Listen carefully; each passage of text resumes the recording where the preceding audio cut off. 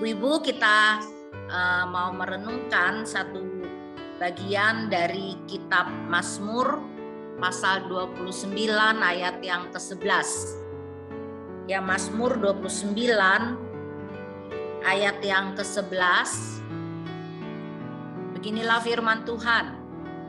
Tuhan kiranya memberikan kekuatan kepada umatnya. Tuhan kiranya memberkati umatnya dengan sejahtera. Ya, boleh kita baca lagi ayat ini dengan mengganti kata umatnya dengan nama kita pribadi. 1, 2, 3. Tuhan kiranya memberikan kekuatan kepada Nana. Tuhan kiranya memberkati Nana dengan sejahtera. Nah, mari kita bersama-sama merenungkan ayat ini.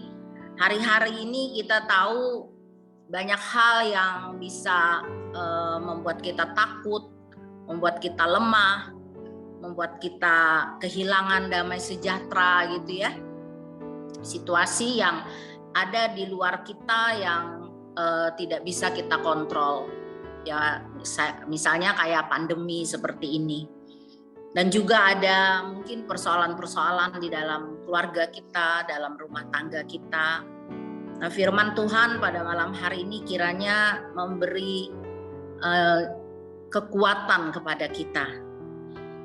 Ayat yang bagian A dari ayat ini dikatakan Tuhan kiranya memberikan kekuatan kepada umatnya.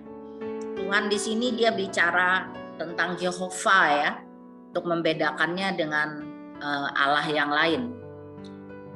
Memberikan itu maksudnya dia melimpahkan, menghasilkan, menyediakan. Jadi bukan hanya sekedar memberikan lalu Tuhan itu kehabisan gitu ya, tidak. Dia menyediakan artinya ada kontinuitas, ada terus-menerus memproduksi, memproduce. Kekuatan itu bicara tentang keberanian, perkasa, kuasa, kemampuan, daya, keamanan gitu. Tapi tidak hanya bicara soal kekuatan secara fisik. Nah, umatnya itu berarti umatnya milik kepunyaannya yang mengakui kedaulatan dan menyembah Dia. Pertanyaannya adalah mengapa Tuhan memberikan kekuatan kepada umatnya? Yang pertama, ibu-ibu, kenapa Tuhan memberi kekuatan? Karena Dia punya kekuatan. Kalau seseorang tidak punya sesuatu, dia tidak mungkin bisa memberikannya gitu ya. Nah, Tuhan mempunyai kekuatan yang luar biasa. Kalau kita baca Mazmur 29 ini, di situ Tuhan mendemonstrasikan kekuatannya. Para penafsir sepakat bahwa Daud yang menulis Mazmur ini itu ketika dia melihat badai, yang mengalami badai. Dan dia melihat Tuhan di tengah-tengah badai itu. Ya, ada guntur, ada petir, ada hujan deras. Dan di tengah-tengah semuanya itu Daud tidak ketakutan gitu ya. Tapi dia justru melihat ada kemuliaan dan kekuatan Tuhan. Di situ dikatakan ayat pertama, kepada Tuhan hai penghuni sorgawi. Kepada Tuhan sajalah kemuliaan dan kekuatan. Berilah kepada Tuhan kemuliaan namanya, sujudlah kepada Tuhan dengan berhiasan kekudusan. Jadi di tengah-tengah badai yang dahsyat itu justru dia melihat Tuhan yang lebih dahsyat gitu ya. Kedahsyatannya nanti ibu-ibu bisa baca ya, suara Tuhan di atas air, suara Tuhan penuh kekuatan, suara Tuhan mematahkan pohon aras. Pohon aras itu pohon yang dikenal sangat kuat dan besar, diameternya itu bisa sampai beberapa meter gitu ya. Tapi dikatakan karena suara Tuhan itu dia bisa patah, tumbang, bahkan gunung-gunung itu melompat-lompat. Menunjukkan betapa dahsyatnya, betapa hebatnya kekuatan Allah yang ditunjukkannya melalui alam gitu ya. Nah, kita belajar untuk mengubah paradigma kita ketika kita melihat peristiwa-peristiwa yang terjadi dalam hidup kita. Peristiwa, kalau dalam konteks Mazmur ini peristiwa alam ya. Bisa jadi ketika kita mengalami badai dalam hidup kita sehari-hari, kita mengalami ketakutan gitu. Tapi mari kita belajar bahwa di tengah-tengah badai itu kita justru melihat kekuatan Tuhan, kemuliaan Tuhan, kedahsyatan Tuhan yang luar biasa.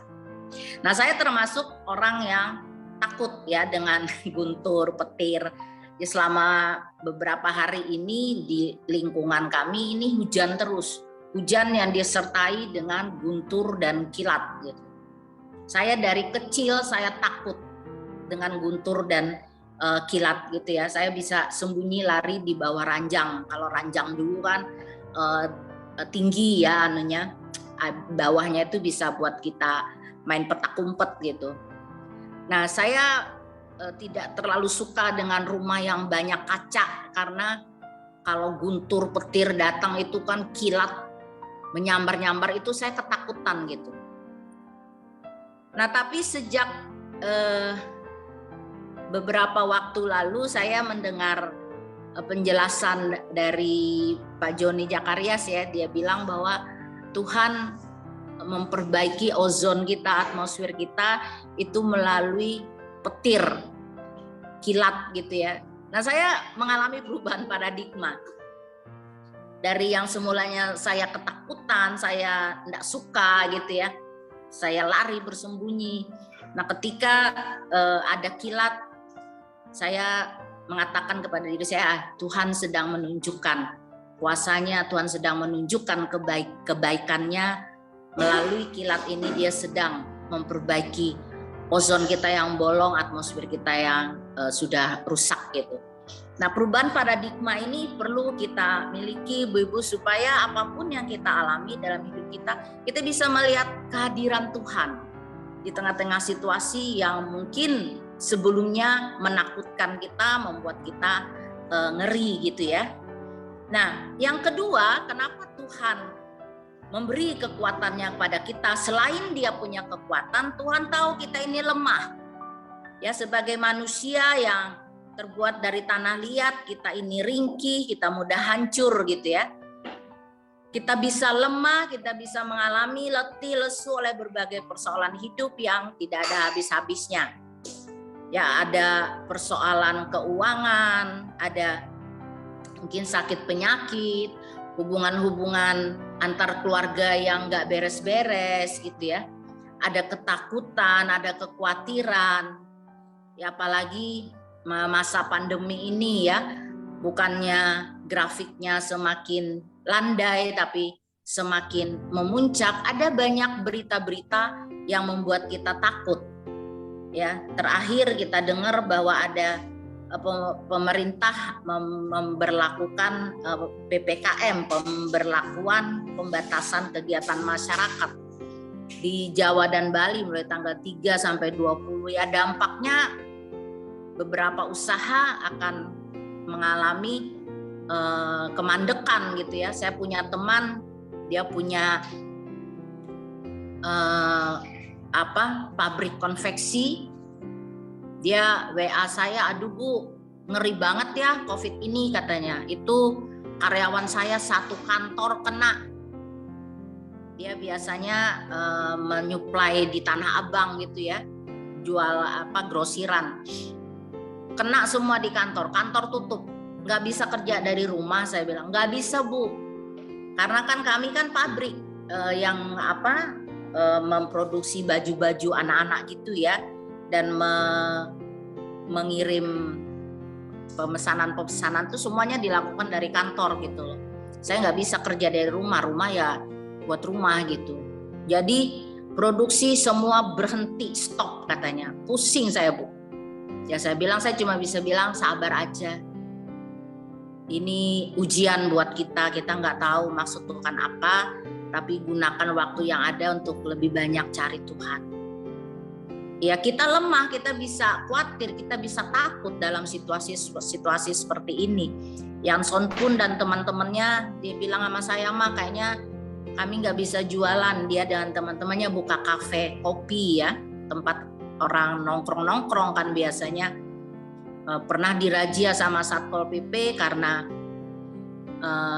harus tutup jam sekian gitu. Anak-anak muda masih banyak nongkrong di sana. Kami harus tutup mah, katanya gitu. Dan ya untuk mereka itu berarti kehilangan penghasilan gitu ya. Kita bisa mengalami kebingungan, ketakutan. Kita mungkin merasa aduh ini gimana, sampai kapan situasi seperti ini. Itu yang membuat kita butuh kekuatan dari Tuhan. Kita banyak mengalami hal-hal yang melemahkan kita, doa-doa yang mungkin belum terjawab gitu.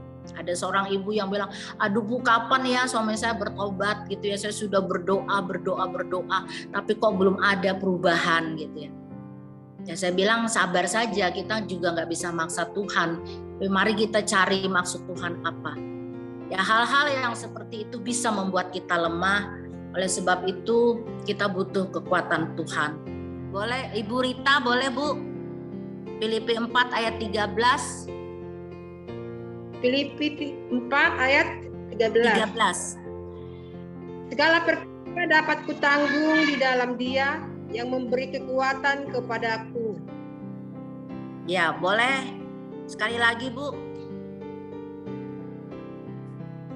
Segala perkara dapat kutanggung di dalam Dia yang memberi kekuatan kepadaku. Amin, Bu Rita. Amin, segala perkara. Ibu-ibu bisa sebutkan aja perkara apa aja yang sedang ibu-ibu gumuli hari-hari ini. Ya mungkin sakit penyakit, mungkin kita bergumul dengan anak kita, bergumul dengan suami, keuangan kita gitu ya. Kita takut untuk masa depan anak kita. Apa saja, segala perkara dapat kutanggung di dalam Dia yang memberi kekuatan kepadaku. Kita dapat menanggung segala perkara di dalam hidup kita, hal-hal yang di luar kontrol kita, hanya karena kekuatan yang berasal dari Tuhan. Oleh sebab itu, kita selalu butuh kekuatan dari Tuhan. Jangan mengandalkan kekuatan kita sendiri, karena pasti kita akan mengalami kegagalan. Tuhan juga memberi kekuatan kepada kita agar kita dapat menang menghadapi pencobaan-pencobaan. Menang terhadap kebiasaan-kebiasaan buruk kita, menang terhadap dosa, gitu ya. Jadi Tuhan mau kita ini para wanita bukan menjadi wanita yang cengeng, wanita yang lemah, yang curhat kemana-mana gitu ya, mengasihani diri. Tapi Dia mau kita menjadi perempuan-perempuan yang menang, wanita-wanita yang menang. Ibu-ibu, saya banyak terinspirasi bagaimana Tuhan menggunakan para wanita ya di Alkitab. Dia menggunakan wanita menjadi saksi kebangkitannya yang pertama gitu ya. Kemudian apa? Tuhan memberikan contoh bagaimana ya kita sedang merenungkan perumpamaan Yesus, bagaimana seorang wanita yang tekun, gigih gitu ya dalam berdoa. Dia mendatangi hakim yang lalim itu supaya boleh memenangkan perkara. Di situ dikatakan siapa? Perempuan. Ya perempuan Veronesia yang orang yang bukan orang Yahudi, bagaimana dia gigih supaya anaknya bisa disembuhkan, walaupun Yesus bilang nggak layak ngasih roti ini buat anjing, tapi dia bilang ya nggak apa-apa lah, rasanya dapat remah-remahnya juga nggak apa-apa. Dan situ Yesus juga memakai seorang perempuan, gitu ya. Bukan berarti laki-laki tidak penting, tidak. Tapi di situ Tuhan ingin mengangkat kita perempuan, bahwa mungkin tradisi banyak budaya yang merendahkan perempuan, membuat perempuan menjadi seperti warga kelas 2, tapi Alkitab justru mengangkat kita perempuan supaya kita sama-sama sejajar dengan pria gitu ya. Nah, kita jangan lagi merendahkan diri kita dengan kita menjadi perempuan yang lemah, yang enggak berdaya, yang selalu mengasihani diri gitu ya, yang curhat kemana-mana. Tapi mari kita tunjukkan bahwa kita adalah perempuan yang punya kekuatan ilahi, yang bisa menang menghadapi pencobaan-pencobaan yang menang terhadap kebiasaan-kebiasaan buruk kita yang mungkin baperan, pemarah gitu ya, suka tersinggung. Kita bisa keluar dari situ. Jadi jangan bilang, wah saya dari sononya tuh seperti ini gitu ya, saya orangnya sensi, cepat tersinggung. Kita bukan diciptakan seperti itu. Kita bisa menang terhadap dosa. 1 Korintus 10 ayat 13 yang sering kita kutip, pencobaan-pencobaan ini adalah pencobaan-pencobaan yang biasa, yang lazim, yang semua orang juga bisa mengalaminya. Itu kalau kita lihat ayat yang di atasnya, dia bicara tentang 5 dosa yang dilakukan oleh bangsa Israel. Ya, kita bisa menang terhadap dosa-dosa yang selalu mengintip untuk menguasai hidup kita. Ketika kita mengandalkan kekuatan dari Tuhan gitu ya. Kenapa kita walaupun usia kita bertambah, tapi kita nggak bertumbuh di dalam karakter kita. Karena kita tidak menerima kekuatan Tuhan itu. Kita tidak mengalaminya, kita tidak mempraktekkan kekuatan Tuhan itu dalam hidup kita, dan kita hanya mengandalkan kekuatan kita sendiri. Nah, ibu-ibu, Tuhan ingin kita sebagai wanita yang Dia ciptakan menurut gambar dan rupanya, yang Dia percayakan hidupnya di dalam kita, Dia ingin mendemonstrasikan kekuatannya melalui kehidupan kita. Tuhan tidak hanya memakai alam raya ini untuk mendemonstrasikan kehidupannya, mendemonstrasikan kekuatannya. Dia tidak hanya mendemonstrasikan lewat badai dan segala macam yang ditulis Daud di ayat-ayat sebelumnya, tapi Dia memberikan kekuatan itu kepada kita supaya kita pun mendemonstrasikan kekuatan itu bagi dunia, supaya dunia percaya bahwa sungguh Allah yang kita sembah itu Allah yang kuat, Allah yang dahsyat, ya, Allah yang sanggup untuk menolong kita, membawa kemenangan pada kita, membuat kita dapat melewati semua badai kehidupan yang ada. Nah, mari kita imani ini bahwa Tuhan memberi kekuatan. Tuhan memberi, tapi apakah kita mau menerima? Apakah kita mau memakai kekuatan itu di dalam hidup kita? Ya, kita diciptakan menurut gambar dan rupa Allah. Kita ada kehidupan Allah di dalam hidup kita, berarti juga ada kekuatan Allah di dalam hidup kita. Yang perlu kita lakukan adalah kita mengimaninya, kita menerimanya, dan kita mengizinkan kekuatan itu menguasai kehidupan kita, agar melalui hidup kita Allah itu dikenal. Dan kekuatan itu bisa menular, ibu-ibu.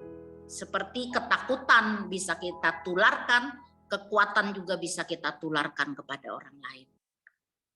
Ya, kita ini pemberi kehidupan, wanita pemberi kehidupan.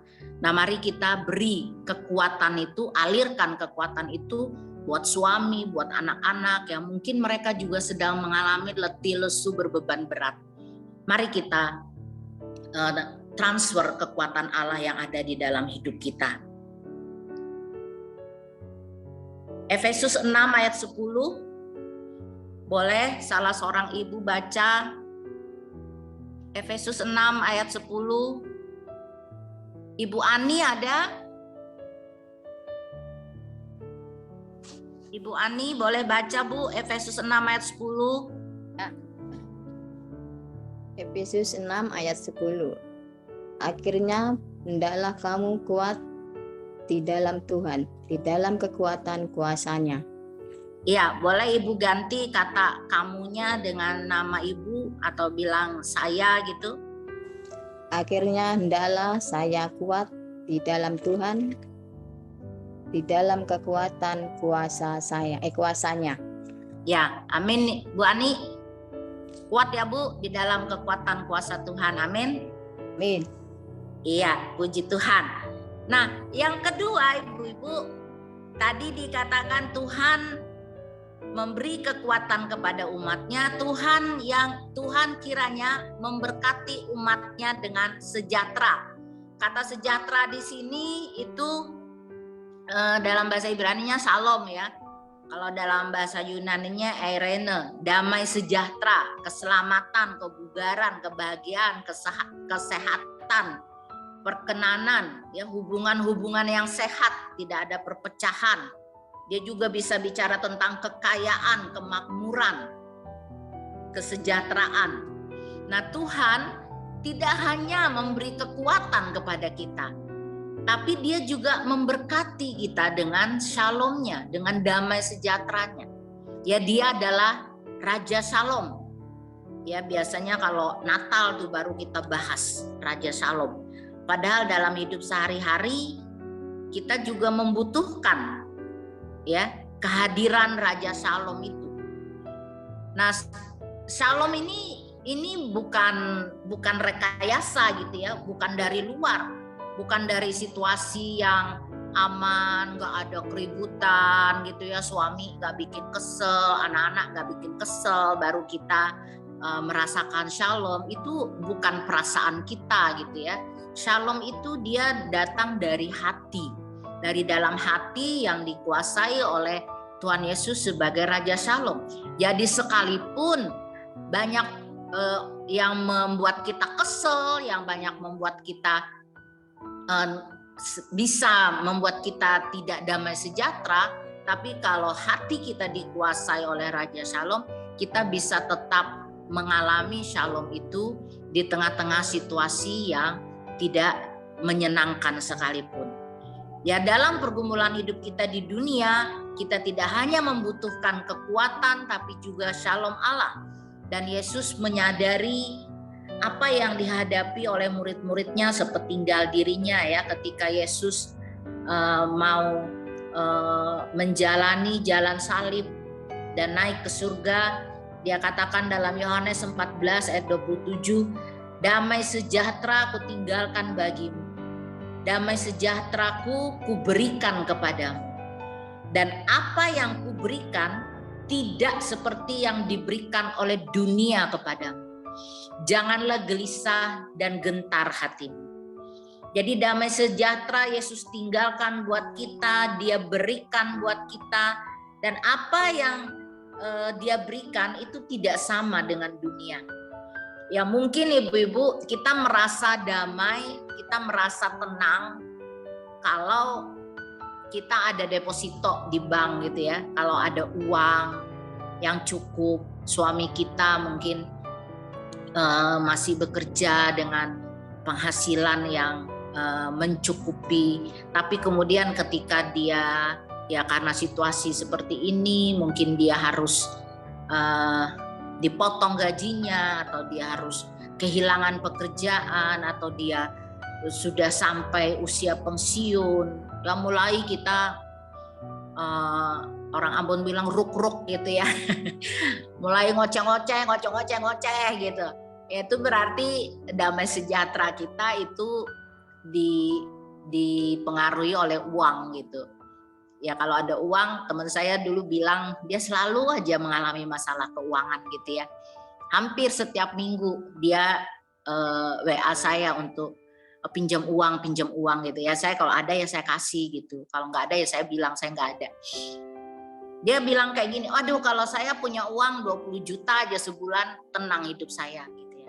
Nah, itu damai sejahtera yang diberikan oleh dunia. Ya, kalau ada uang abang sayang, kalau nggak ada uang abang melayang katanya.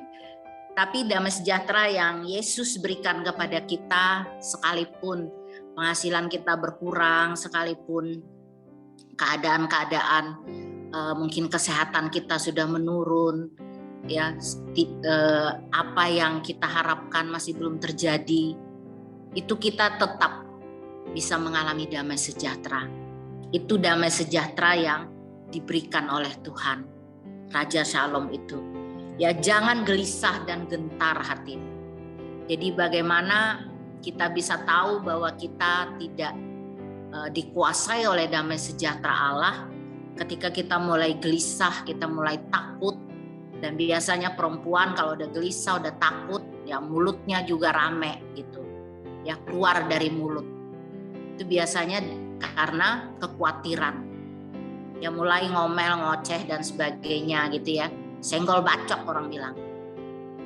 Nah, ibu-ibu, ya kita cek hati kita, cek hidup kita, bagaimana respon-respon kita terhadap setiap persoalan yang ada. Apakah damai sejahtera itu ada di dalam hidup kita?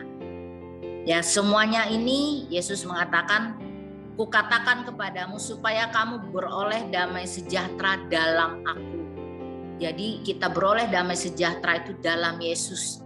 Dalam dunia kamu menderita penganiayaan, tetapi kuatkanlah hatimu. Aku telah mengalahkan dunia. Ini yang juga harus kita imani. Kita beroleh damai sejahtera dalam Kristus sekalipun ada banyak hal yang menganiaya perasaan kita. Mungkin kita tidak teraniaya secara fisik gitu ya.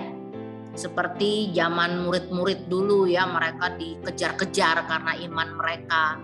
Mereka sampai mengalami kematian ya, dengan cara-cara yang ya buat saya ya mengerikan gitu ya, digorenglah di minyak panas, dikasih binatang buas. Ya kita tidak mengalami penganiayaan yang seperti itu. Tapi mungkin saja kita mengalami penganiayaan di dalam emosi-emosi kita, perasaan-perasaan kita, dalam jiwa kita. Nah, mari kita terus cari Tuhan Raja Shalom itu. Ya, kita mengalami damai sejahtera hanya di dalam Dia. Sekalipun kita mengalami penganiayaan, sekalipun belum selesai ya masalah-masalah yang kita hadapi. Tapi bagaimana kita bisa beroleh damai sejahtera itu karena kita hidup di dalam Kristus dan Kristus hidup di dalam kita. Ya, damai sejahtera itu dikatakan melampaui segala akal. Kadang-kadang kita nggak bisa mikir bagaimana kita dianiaya, kok kita bisa tetap damai sejahtera. Ya, itu kan melampaui akal kita gitu.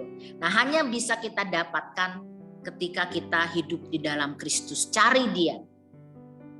Jangan izinkan ketakutan, kekhawatiran, kemarahan, sakit hati kita yang menguasai kita. Tapi izinkanlah damai sejahtera itu yang memelihara hati dan pikiran kita. Ya, bahkan di dalam Kolose 3 ayat 15 dia memakai kata apa? Memerintah. Ya, memerintah itu berarti kan dia yang punya otoritas atas hidup kita. Dia yang punya kuasa atas hidup kita. Ya, kenapa hidup kita sebagai perempuan seringkali tidak pernah mengalami pertumbuhan, kesembuhan jiwa, ya, karena kita tidak izinkan damai sejahtera Kristus itu memerintah dalam hati kita. Ya, kita terus beri tempat, beri ruang kepada kedagingan kita. Ya, siapa sih dari kita yang nggak pernah luka gitu ya, yang nggak pernah sakit hati? Ya, hati kita tidak terbuat dari baja gitu ya.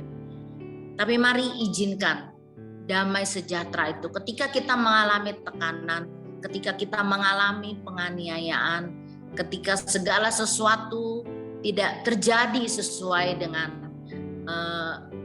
kehendak kita, izinkan damai sejahtera Allah itu memerintah dalam hati kita. Sehingga kita tidak jatuh ke dalam pencobaan-pencobaan. Kita tidak mengalami kegagalan di dalam hidup kita.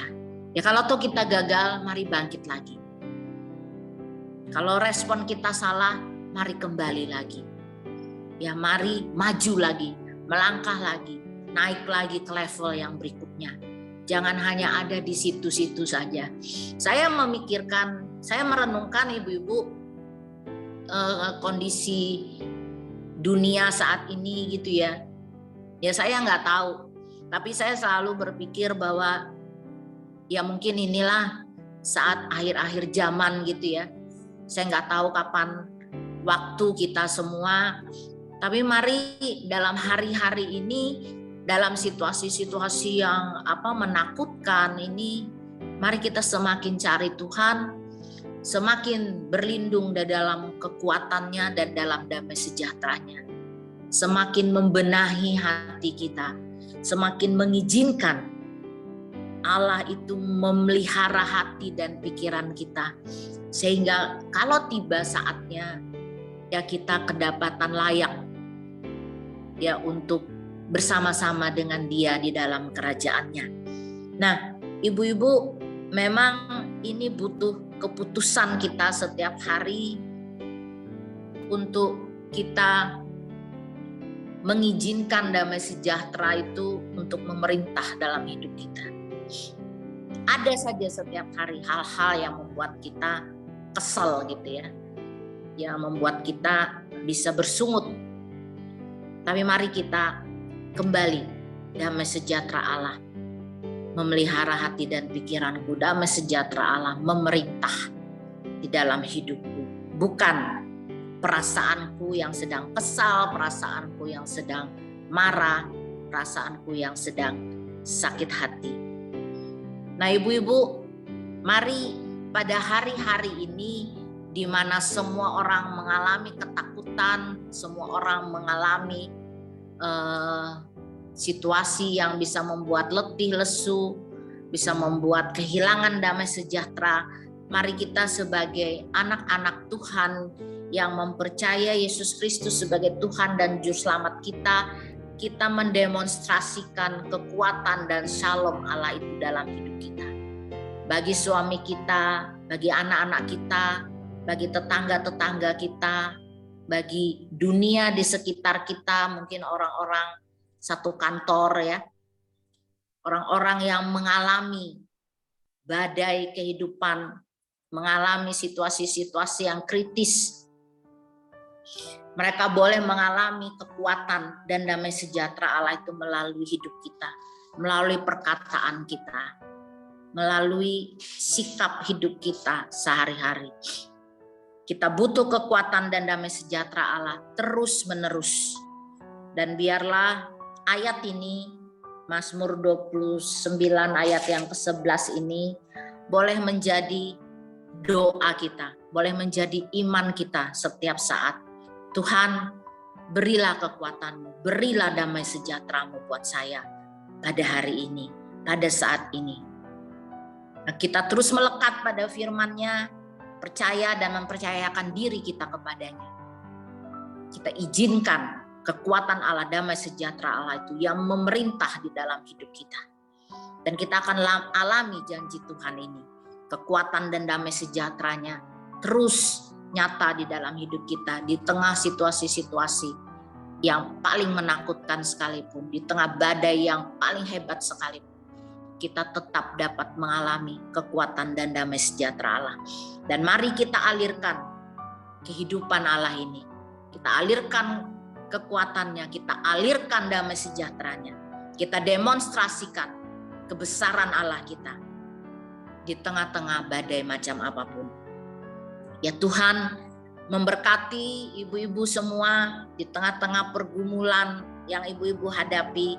Percayalah bahwa kekuatan dan damai sejahtera Allah itu tidak akan pernah berkurang, tidak akan pernah habis, selalu ada dalam hidup kita. Karena kekuatan dan shalom itu adalah Allah sendiri, pribadinya sendiri. Dia selalu hadir dalam hidup kita. Dan mari kita izinkan Dia untuk berotoritas dalam hidup kita. Tuhan Yesus memberkati ibu-ibu semua. Tuhan Yesus terus memberikan kekuatan dan damai sejahteranya buat ibu-ibu. Dan biarlah ibu-ibu terus mendemonstrasikan kekuatan dan shalom Allah itu dimanapun Tuhan menempatkan ibu-ibu. Tuhan, hamba berdoa buat para wanitamu yang ada di ruang Zoom ini. Hamba secara pribadi tidak memahami apa yang sedang mereka gumuli Tuhan hari-hari ini. Tapi yang hamba tahu bahwa kami semua membutuhkan kekuatan dan damai sejahtera daripada-Mu untuk menjalani hari-hari hidup kami sebagai seorang ibu, sebagai seorang istri, sebagai seorang wanita, sebagai seorang pelayan Tuhan. Kami butuh kekuatan dan damai sejahtera-Mu. Ada banyak hal yang terjadi di dalam hidup kami yang bisa membuat kami lemah, Tuhan, membuat kami letih, lesu, berbeban berat, yang membuat kami kehilangan damai sejahtera. Kami dikuasai oleh ketakutan, kekhawatiran kami dikuasai oleh amarah kami dikuasai oleh emosi kami. Tuhan, ampuni kami, dan biarlah kami boleh, Tuhan, terus melekat kepadamu, sumber kekuatan dan sumber damai sejahtera kami. Terima kasih untuk firman-Mu yang mengingatkan kami bahwa Engkau telah berkenan untuk memberikan kekuatan-Mu dan memberkati kami dengan damai sejahtera-Mu. Biarlah kami boleh menerima kekuatan dan damai sejahtera-Mu itu, mengizinkan kekuatan dan damai sejahtera-Mu itu untuk memelihara hati dan pikiran kami, untuk memerintah dalam hidup kami, sehingga hidup kami boleh kuat, boleh penuh dengan damai sejahtera Allah. Di tengah-tengah badai macam apapun, di tengah-tengah ketakutan, di tengah-tengah krisis macam apapun, kami boleh memamerkan kekuatan dan damai sejahtera Tuhan, dan mengalirkan kekuatan dan damai sejahtera itu buat suami, anak-anak, dan orang-orang yang ada di sekitar kami. Terima kasih ya Tuhan untuk kebenaran firman-Mu. Kiranya Tuhan meteraikan kami dan mampukan kami untuk terus berjalan dalam kekuatan dan damai sejahtera-Mu yang dahsyat itu. Di dalam nama Tuhan Yesus Kristus kami mengucap syukur. Haleluya. Amin.